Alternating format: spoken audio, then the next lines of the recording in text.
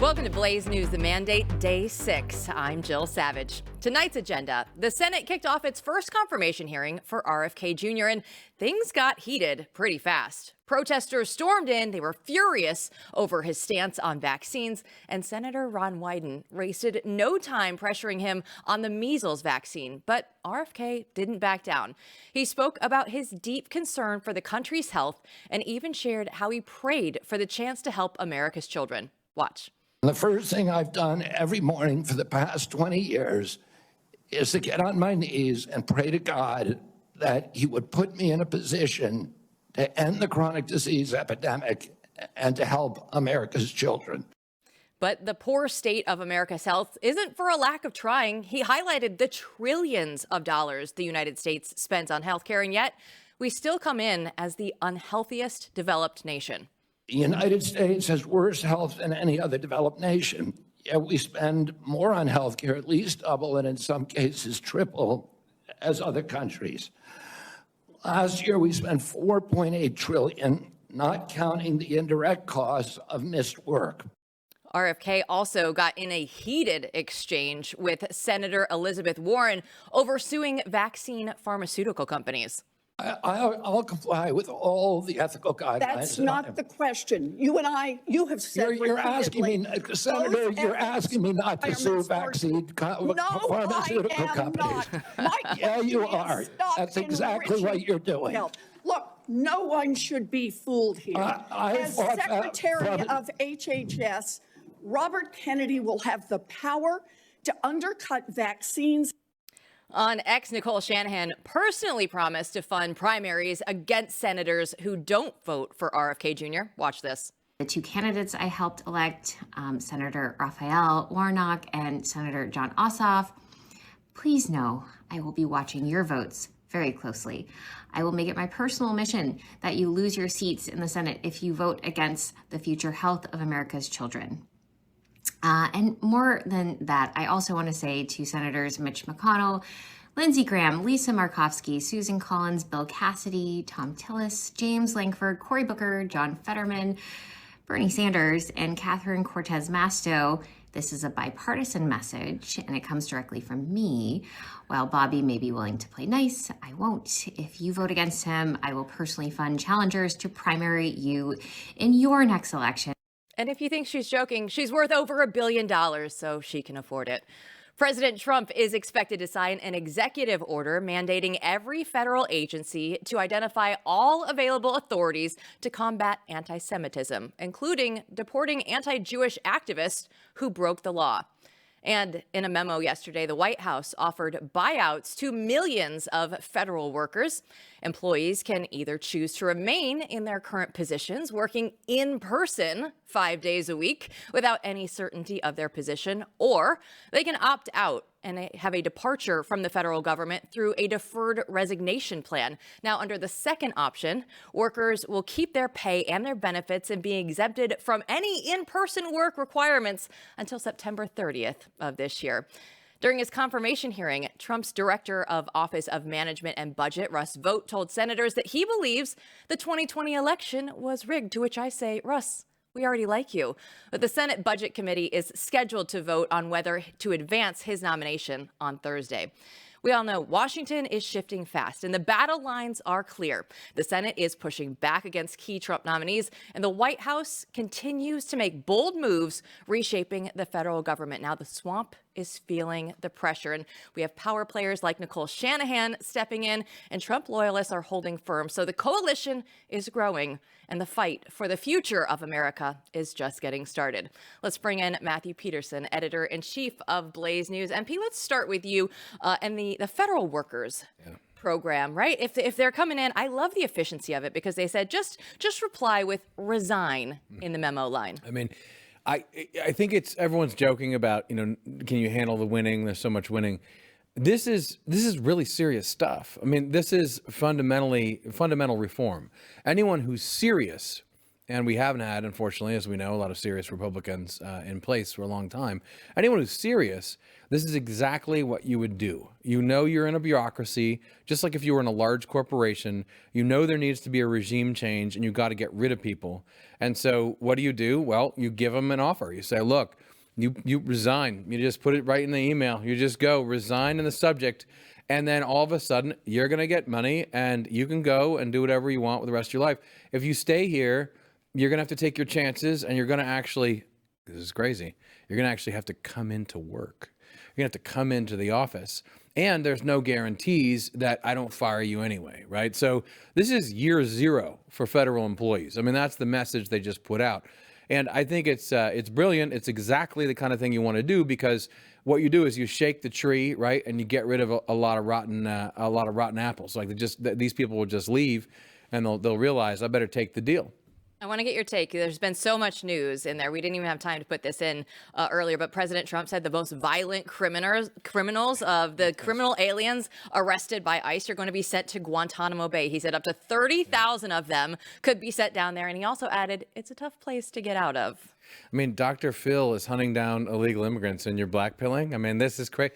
So he's building, right? He's got to build somewhere to place a lot of these people, because some of them are so dangerous. It's not even clear we want to send them back. They'll just turn around and come back here. And also, if we're holding people, right, where we're trying to bring everyone out, you can't just airdrop them all out. You're going to need to hold them somewhere. Why not do that outside of America in Guantanamo? Again, for show, just like the email sent to the federal workers. This is to actually change things. This is part of an actual change in policy. Well, one of the biggest winners is Steve Baker, and we will have him when we come back, because he's going to explain how January 6th has come full circle for Mark Milley next.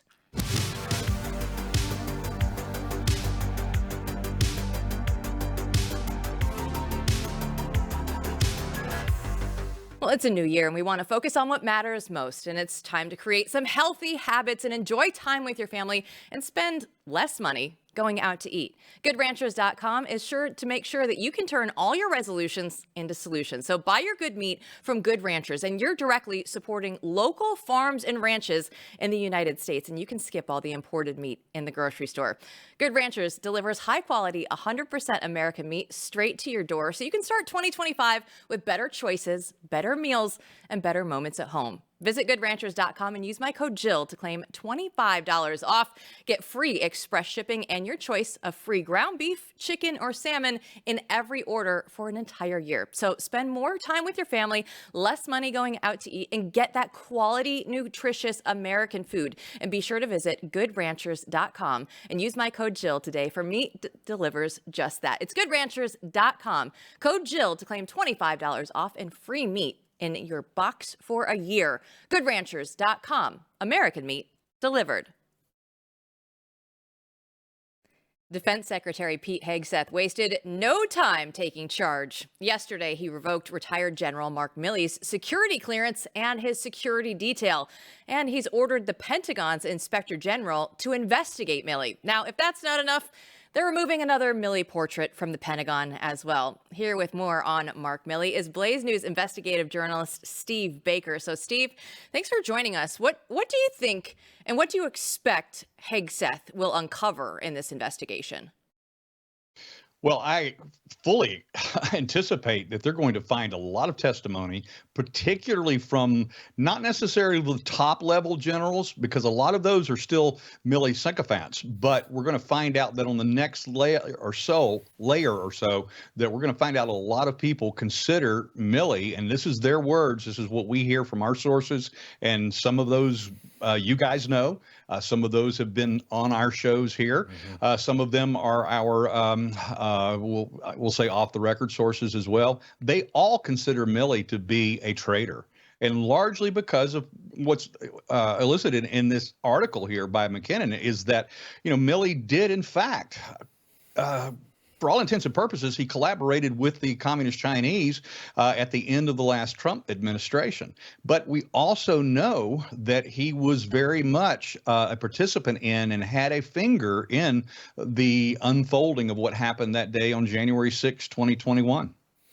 Before we get into January 6th, let's talk a little bit about what happened there with China, because this was Bob Woodward and Robert Costa's book about this time period in which I mean they basically say he made secret phone calls to China to say he's come out and said this to say, hey, I'm with you. I'm going to prevent a world war. I'm going to prevent Trump from doing anything. I still struggle with this as an American, as a citizen, as someone who has been politically active and intellectually active in the study of America and the promotion of everything good, holy, and true as I see it. How in the hell there hasn't been some kind of reckoning here? Because it just what we know publicly borders on traitorous and is astounding that you would brag about it. Recall that I'll give you some inside baseball. There's an article, The Coming Coup, that the New York Times complained about a bunch of times, going viral on Facebook. And it's an article I published by my friend and colleague Michael Anton, who's now in the State Department. And in that article, which myself and others, we had all spoken, we've been talking about with him and others before he wrote it, only he could write it that well. He basically prophesied, what was going to happen in 2020.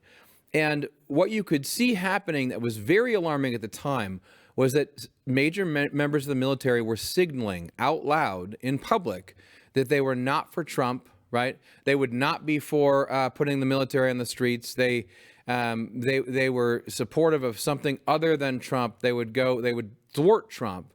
And they were signaling that in public to the ruling class. In any event, let's talk about that. Do you think that that's related to the pardon? Because Trump pardoned him, right? And what else do we know about his traitorous actions? Well, yeah, Biden pardoned him, and certainly that's the reason, because this was a pretty amazing act of hubris on Milley's part to actually admit in the interviews for that book that he had in fact said these things to the communist Chinese and to the general over there, and that he was accusing, in fact, President Trump at the time was being somebody who would be willing to start a war with China, when obviously during the entire Trump administration, in terms of number 45, he never started any war. He was drawing wars down. He's the one president in, gosh, my lifetime that didn't, start a new war, a new battle anywhere. And for Milley to do that was obviously a sign that Milley had A, no respect for him, B, he certainly intended to take Trump out in some manner or the other. Now, when I say take him out, I mean politically. I don't believe that there was anything else more nefarious than that involved, but he wanted to make sure that Trump's time in the public sphere, his time as being the leader of MAGA or the Republican Party or the conservative right in America was over. And this was part and parcel of that activity that he was engaged in at the time. And this goes deeper. As I said before, there are the upper echelons of the Pentagon right now are rife with appointees and people that have been escalated and promoted by Milley himself. And these are things that we know, things that we're tracking, names that we have on our list to take a much closer look at in the coming days and weeks. But there's also not only those who are currently still active duty or in the civilian sector of the Pentagon, but also those who have retired that are still answering to Milley, like, for instance, General Stanley McChrystal. He's got his own foundation now, his own company, but very, very tied in with what the military is still doing in terms of weapons development with DARPA, and still has a significant following of active and retired military all the way up into the special operations forces. Well, if we go back through Mark Milley's greatest or worst hits, if you will, we can go back to 2021, and Mark Milley was telling Matt Gaetz that he wanted to understand white rage. Let's take a look. The United States Military Academy is a university, and it is important that we train and we understand, and I want to understand white rage, and I'm white, and I want to understand it.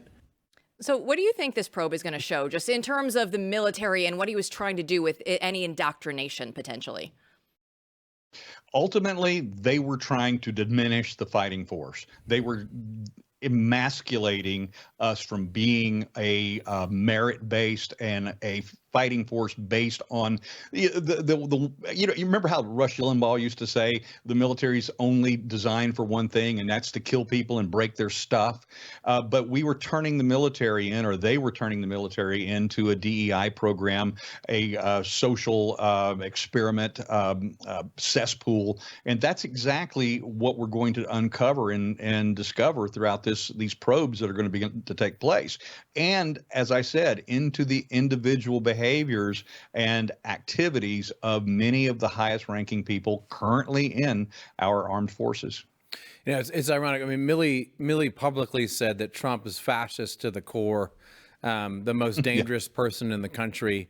You know, this is your supposedly apolitical general. That's what he had to say publicly about the commander in chief, as well as saying he's going to talk to China privately in private channels anyway. But you and Joe Hanneman put out an article about how he authorized the use of directed energy weapons, which most people don't even know exist, against United States citizens. Yeah, and we're continuing that investigation, and we are going to be continuing that series. Obviously, we had to get through this inauguration time and all of the pardons and all the things that go along with that, not only nationally, but personally, I might add. But once we're through this particular early season of Trump's administration, we're going to be diving back into that series, and we're going to be showing more about what they were involved with, and more about what Milley's, in particular, special operations forces that he commanded at the time, what they were doing and what they were willing to do with weapons that are both known and weapons that are not known to the American people. And I'm referring directly to those directed energy type weapons. Well, on January 6th with Mark Milley, it's interesting because we just saw something today that the database that was tracking all those that were present on January 6, 2021 has been taken down from the DOJ website. So it looks like we might see an end for the J6 prosecutions, but just tie in one more time for our audience. Make that connection with Mark Milley and J6.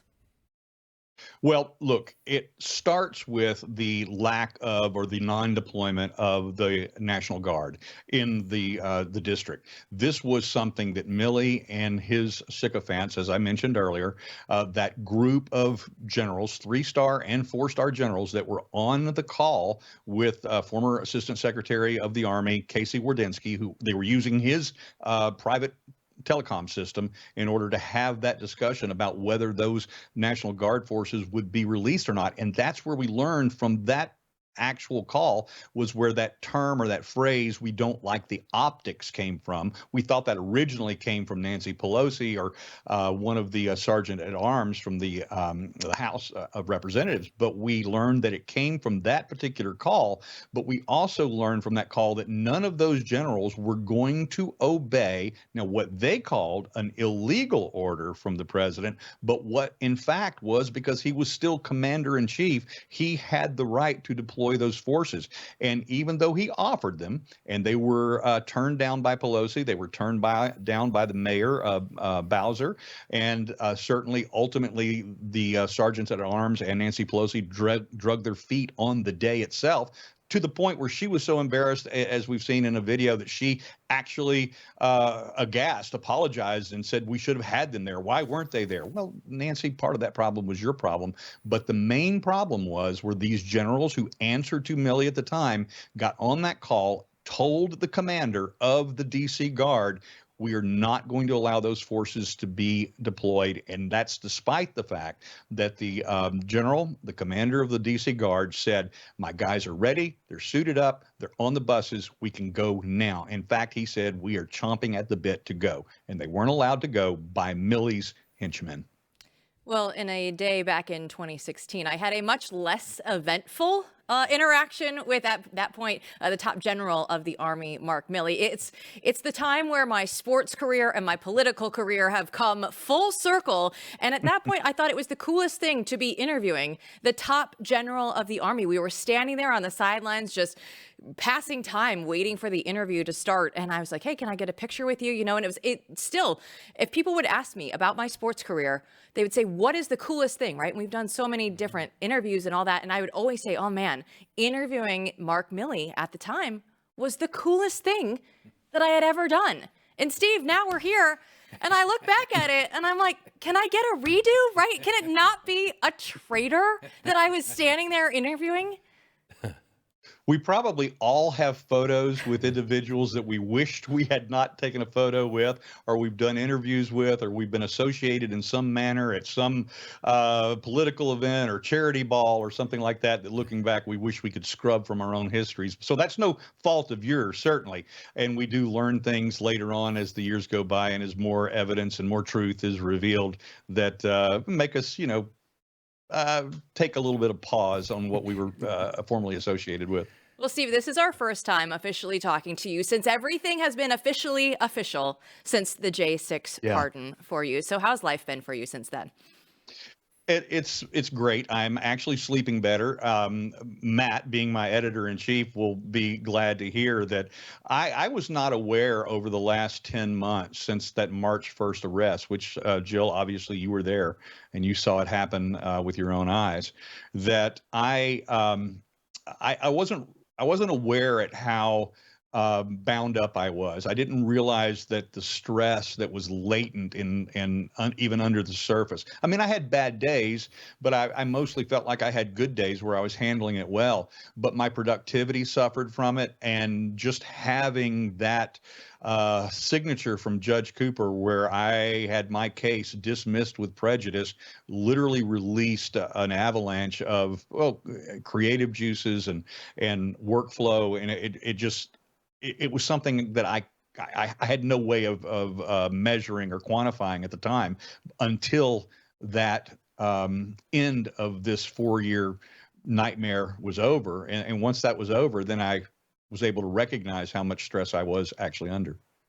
I mean, this is the new frontier, the golden age. The pressure lifted, the weights released, and we couldn't be happier. Certainly, I couldn't be happier for how it turned out for you. And if that's true, I mean, you've been incredibly productive and done some incredible work before. So I can't wait to see what Steve Baker Unleashed brings to the world. Thank you so much. I can't wait. I can't wait either. And I can't say enough to you, Matt, and to everyone at the Blaze, how honored I am that you guys took a chance on me while I was in the middle of that legal jeopardy, and allowed me or gave me that opportunity to begin showing what my potential might be at the time. Well, Steve Baker, we really appreciate your time today. Thanks so much. Thanks, Jill.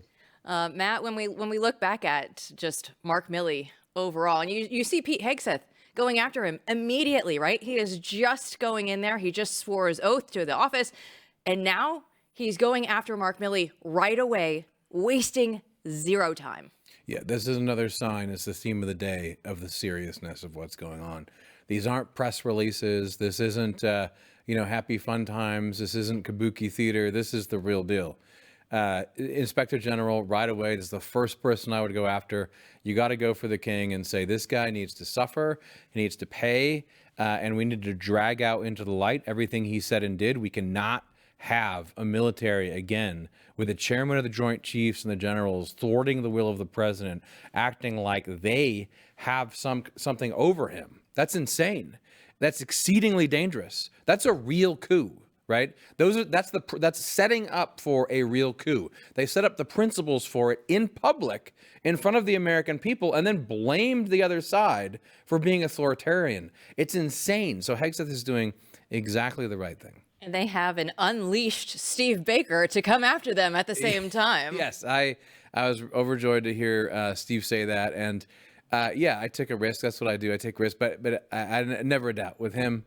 I never had a doubt. He was always going to be a winner, and because he's the real deal. He really, what he did after he went through that Capitol building that day was stay there on his own dime and actually get to know everyone and learn the story, you know. And he wasn't a professional journalist at the time.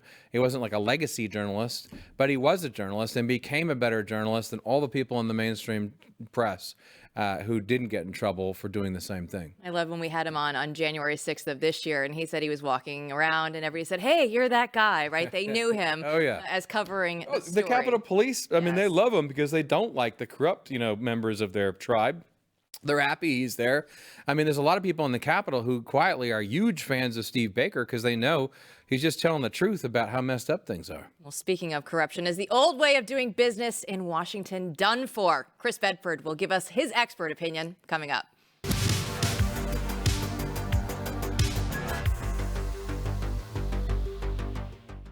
How far will a teacher go to save a kid on the brink of losing everything? From Angel Studios, the studios behind Sound of Freedom, comes Brave the Dark. It's an inspiring true story about a troubled teen that is struggling to survive in a world that's let him down.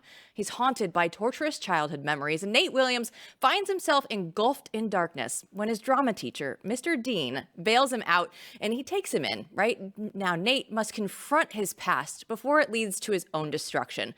Brave the Dark reminds us that one meaningful connection can change everything. This powerful film will leave you uplifted and inspired as it shows the strength of compassion and the impact of never giving up on someone. I encourage everybody to go see Brave the Dark. It's in theaters now. Get your tickets today at angel.com/Jill. That's angel.com/Jill. Could the Trump mandate change Washington, D.C. forever? In just days, his administration has moved to gut DEI, freeze trillions in federal spending, and overhaul the way that Washington operates. This isn't business as usual. It's a fundamental shift in power. But will Trump's changes truly drain the swamp, or will the deep state fight back harder than ever? Let's break it down with Chris Bedford. Chris, you wrote about this in your latest Beltway brief today. So how could Trump's changes remain even after he's going to leave office in 4 years? One of the ways his changes will remain is the example. Conservatives have been tricked for decades, really, into avoiding the use of power. Conservatives have bought into the idea, which I think actually has a point, that government isn't necessarily moral or immoral, that it's a tool for force, and that force is immoral and therefore cannot be used. And because of that, you've just seen liberal gain after liberal gain. You hear from Republican faithful that the pendulum always swings back, but it doesn't matter.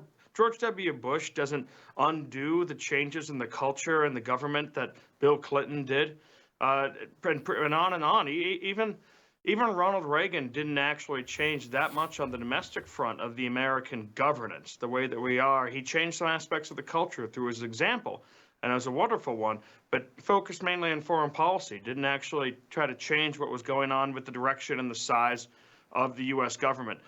Donald Trump has kind of undone all of that. He's shown that Republicans can use power, not be afraid to do so, to get their agenda across, that they have to be willing to break some eggs, that when you have, let's say, this $billion-dollar loan where $950 million of it goes to support Marxist, globalist insanity, and then $50 million of it goes to amputees in Gaza, cancel the loan, review it, look over it.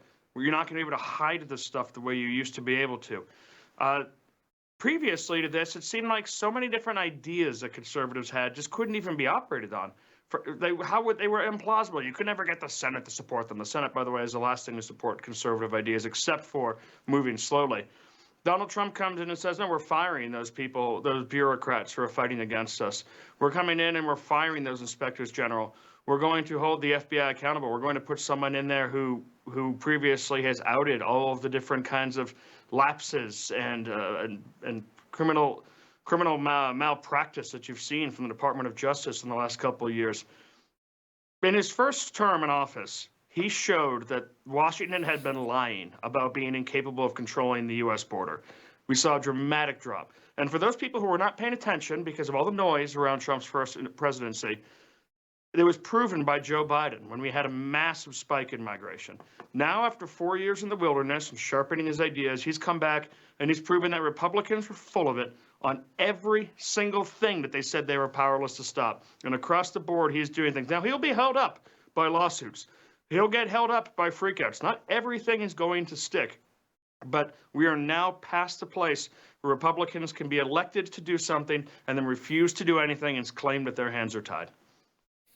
Amen to that.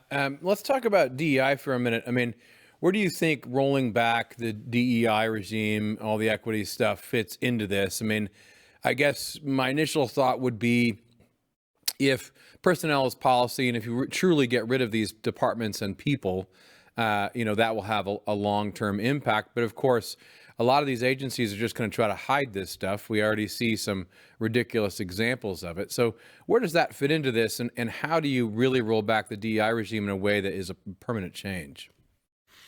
Well, this is a very rare thing in the culture war that's existed. I mean, going all the way back to Russell Kirk's book that united the philosophies of conservatism back to Edmund Burke, he wanted to call it the conservative route or the conservative retreat because it has been for centuries a conservative retreat. Generally, the culture is moving against people who want to keep the traditions the way they have been and has been since modernity, essentially. But this is a different place for some reason. They have overreached so dramatically on DEI, on the threats against the workplace, on the censorship of people's ability to be able to say, I stand with the blue, or to be able to say, I think I deserve that job, or I'm being discriminated against because I'm a male, or because I'm straight, or because I'm white. And the transgender stuff combined to such overreach that the culture is actually spitting it out in a way that you haven't seen that before. So all of these structures were put in 2020, 2021, 2022, at a time of moral fervor and this awful kind of new version of the American Great Awakening tradition that we see with liberal explosions and moral panics. And now they're being uprooted, which will be difficult, but the rate of firings and the rate of people they've been buying out shows that they're serious about this, actually tracking it down and have experienced people doing so. I think it'll actually be, for a rare time, difficult for the left to rebuild this in a few years. It's not because the culture is no longer so accepting of these ideas. Well, Chris, all eyes were on RFK Jr. today as he was in front of the Senate. We saw the protesters. Earlier, we saw Elizabeth Warren freaking out. We didn't mention the onesies that were also shown up on the Senate floor. I don't know if Baby Bedford has any of these crazy onesies that are having to be out there on the Senate floor about all the vaccines that are going on. But what was your takeaway from RFK Jr. today?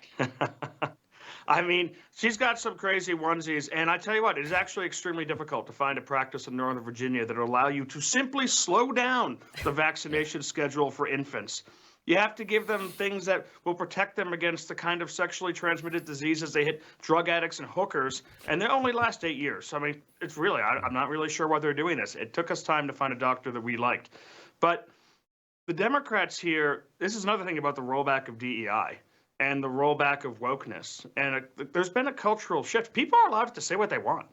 I mean, I remember it was such a seismic shift when when Tucker Carlson called the Secretary of Defense, Lloyd Austin, fat and stupid. Conservatives just panicked. How could he say that? And within 24 hours, there was such an explosion of people online saying, you know what? He is. Look at him walking around with that mask and that visor. This is completely insane. Let's call it out the way it is. And I would say that the age of the shrieking female liberal is coming to a close. It has been tolerated for years and years. There's now picture after picture from every interview that's been done.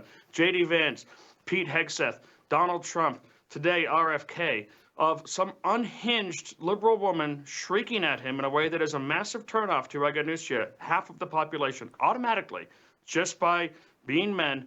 And then a huge portion of the other part of the population, women who say, well, that's not right. So this thing that's been pushed by Democrats for so long is backfiring. And also there's the fact that RFK is a dream nominee for so many of these Democrat senators. Talking to people who are in the middle of the road on this issue, they say it looked like a political hit job.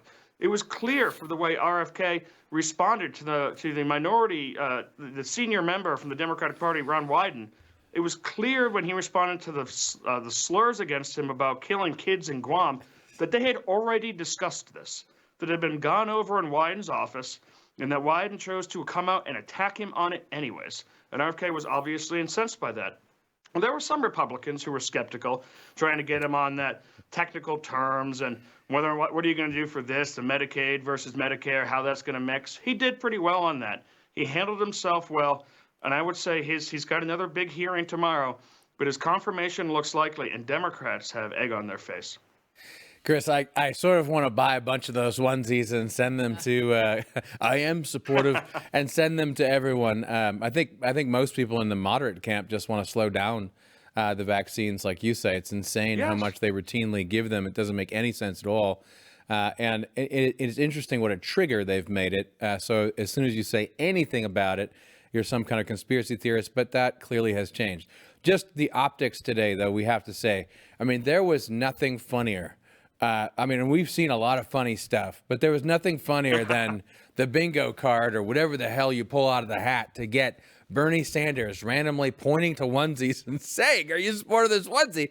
And I don't know if you've seen it, but you can see Megyn Kelly representing all of America in the background, just losing her crap, just laughing out loud, behind them. Just unbelievable stuff. I want to look to the future, though, and talk about something with you we haven't spoken much about recently as we focused on the confirmation hearings, and that's Congress. I mean, there's going to have to be either a big, beautiful bill or a couple beautiful bills to pass in Congress in order for this mandate to be implemented. And so outside of the confirmation hearings everyone's focused on, what are you hearing and what are people thinking about passing legislation? I mean, it's all strategic or tactics, essentially, what they're talking about here. I mean, there's now been word of even as many as 3 bills going through. And Chip Roy, at the moment, a frequent guest on our show, I'll be talking to him tomorrow, recording for Thursday or Friday for Blaze News Tonight, is getting a lot of heat from some of his constituents for skipping the Republican meeting in Miami. But his basic take on this is, well, I can listen to Mike Johnson lie to me in D.C. Why do I need to go do it down at this resort when I could go back to Texas? And I sort of think that maybe politicians ought to act like they're better friends than that. Part of adult life is pretending to like people that you don't. But he has a point. You're looking down at this Republican conference that just wrapped up, and they still don't have a plan as far as anything that I've heard. They say everything's going according to schedule. Don't worry, they're going to figure this out. What that says to me is that this is probably just going to be one massive bill. One thing that includes taxes, that includes money for border enforcement, that includes money for deportations, includes buyouts for Murkowski, includes buyouts for Collins, includes buyouts for Tillis, all these people who are pretty easily bribed at least. And that's how you get it through, because if they could split it up, if they could make it more narrow, then I think they would have. Because that weird thing in D.C., it's easier to pass something massive and unwieldy than it is something that's sleek and to the point, will usually hold true. Would that slow things down? Or do they have the momentum to pass some massive thing soon?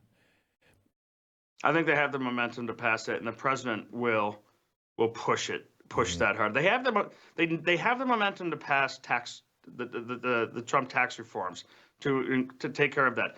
Family taxes, of course, is on the last the back of the line. No one in D.C. cares about that. Everyone in America cares about that. So no one in D.C. does. But just let me business taxes will be safe though. Let me push on this a little bit because we don't want to make the same mistake as last time. I was okay with lowering the corporate taxes last time. Always. It was fine. It was overdue, and it made a lot of sense.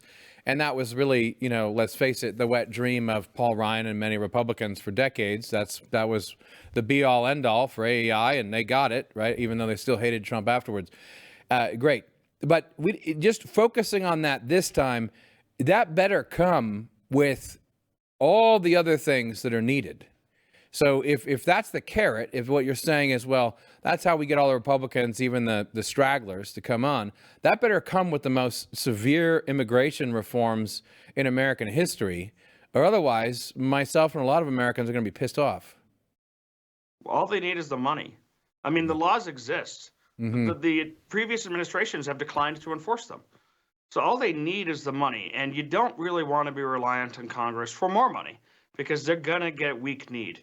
And Republicans are going to lose the Senate, or they're going to lose the House. That's why we need everything we can get now, right? I mean, that's why we need. Exactly. Yeah. Okay. And you're saying I'm just verifying because you're saying, look, the momentum is there. The administration can get what it wants now, the tax cuts are the sweetener, and we're good to go. Yes, originally Stephen Miller, who I've known him now for 15 years, great guy.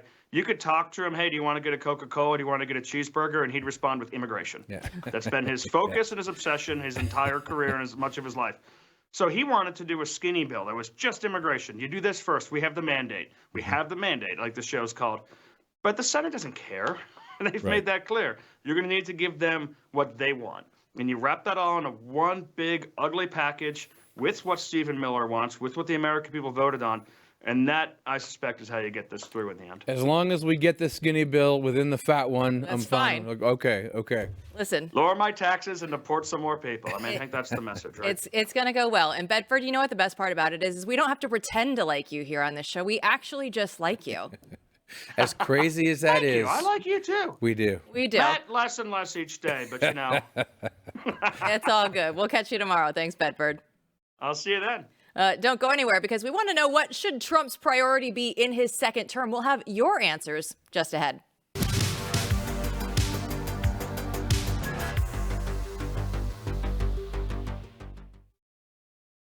Well, we're not tired of winning yet, and I wanted to know what you think should be Trump's top priority. So that's what I asked you on X earlier today, and the final poll numbers came in, and securing the border, by far and away the top vote getter, restoring the economy and cutting government waste / DOGE were about even. So that was interesting to see because everybody's out there. They want to see that border secure, and I love that Trump came out today and said, you know what, Gitmo, we're going to add Gitmo in there as well.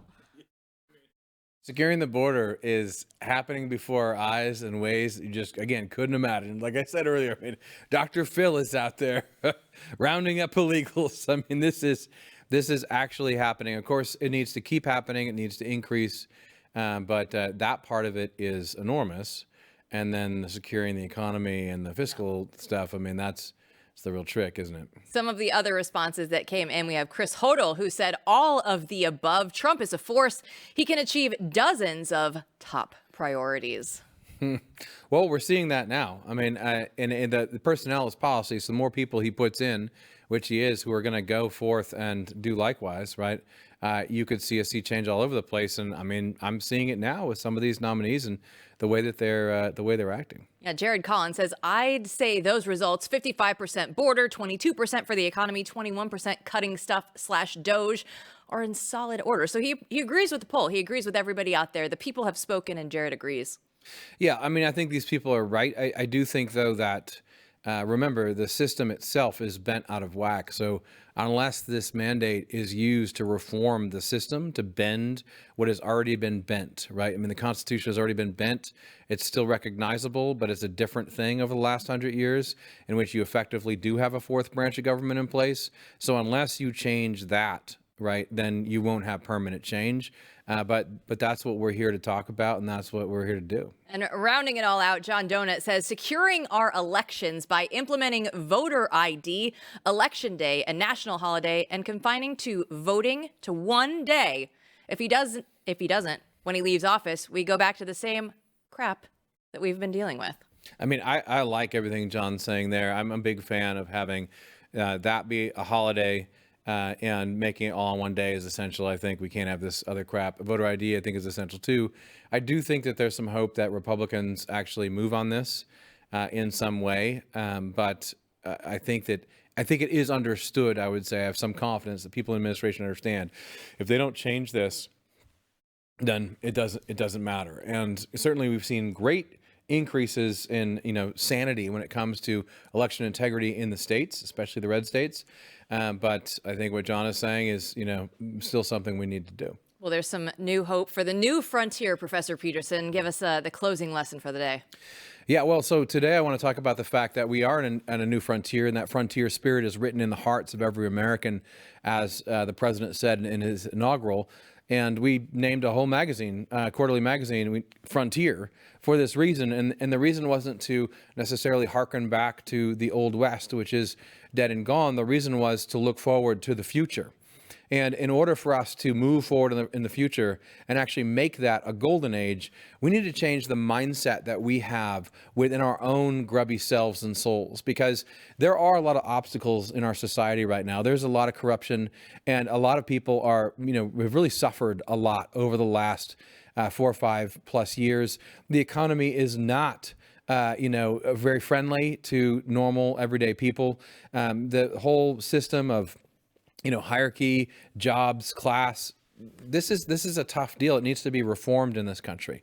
But what I want to say to everyone out there today in our audience is that when Trump says golden age, when he says the spirit of the frontier is written in every American heart, you have to find that no matter what situation you're in. And what you see now is a changing of the tide in which from the top, from the federal government on down, from the office of the presidency on down, people are working to open up a free spaces where you can actually operate and act for your own good. And so changing the mindset means even in a corrupt system, even when, the colleges suck and, it seems like the job pass sucks, you're an American and you're in a system now where there are people who are friendly to these ideas, and you have to find where is the open space where you can actually be free and just do things, because you can just do things. Even though we still live in a somewhat oppressive regime, you can just do things.